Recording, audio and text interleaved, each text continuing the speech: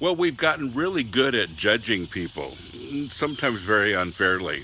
We feel like if we're going to work with someone, we have to judge them. We have to tell them everything they're doing wrong. We have to help them clean up their act. We have to, folks, we forget to love unconditionally. We always forget this. If you're going to judge someone, you can't help them. You won't help them. One of the things that I've learned in my life is that I don't get better unless Christ makes me better. I need his power in my life to do that. And so when I tell somebody to clean up their life before they know Christ, well, they can't. You can't. I can't. It's the reason that Jesus died on the cross, because we can't. And once again, if you're going to judge them, you can't help them. I want that to ring in your ears, because folks, we've gotten so good at judging things. We have a political mess here in the United States.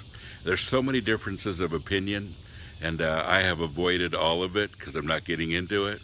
But I really see what happens, and we see all these things that are going on in the world, and we say, oh, it must be the end times. And honestly, the Bible says there's always been wars and rumors of wars. There's always been dissension.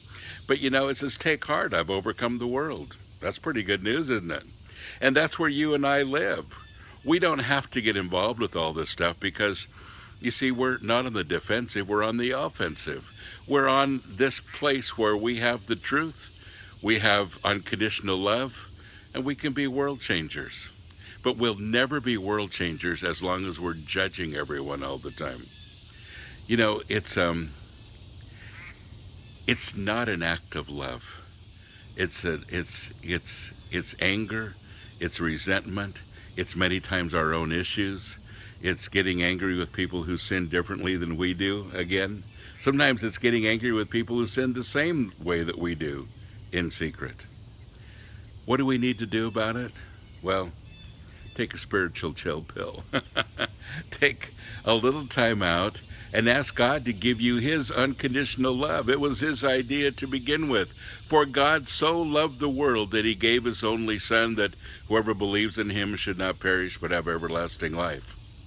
It was while we were yet sinners that Christ died for us. Great verses, aren't they? It's while we were yet sinners that he poured out his unconditional love for us and died for us. And we don't duplicate that. We go around judging everyone. If someone's a sinner, we let them know. Christ dealt with sin unconditionally with his unconditional love.